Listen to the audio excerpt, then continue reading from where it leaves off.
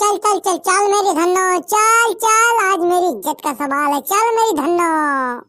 लिया 90 पहुंचाए दिया नी। ज्यादा भगाओ ठीक ना भैया, 5-5 मारा था। हच्चा बहुत लागत बा, अगर ऐसे हच्चा लागत है थैगू मारा भगवती काटे सवरिया वाले पता ना कहानी कहा कुल मेरी गाय इकट्ठा है। अब तो दिखाना पड़ता है, 1 घंटा खड़ा भय होई गा मैं यहाँ।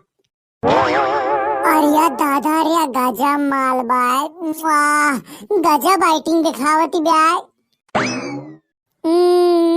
इतना सज धज के घर से निकली रहे न, कहीं चलो मार्केट टहरब, लौंडन का लाइन मार, लेकिन सबरियन मिले का मार्केट जाब। अरे बाप रे गजब अठिलाती ब्याय, वाह रह आवत है। वाह भाई वाह, ये तो लगस देखे में और गजब लागती बा, गजब। अरे दादा रे भाई साहब, का है? आप बेल्ट पहनकर 4 व्हीलर चलाते हैं? जी मैं बेल्ट पहनकर 4 व्हीलर चलाता हूँ। आप कौन?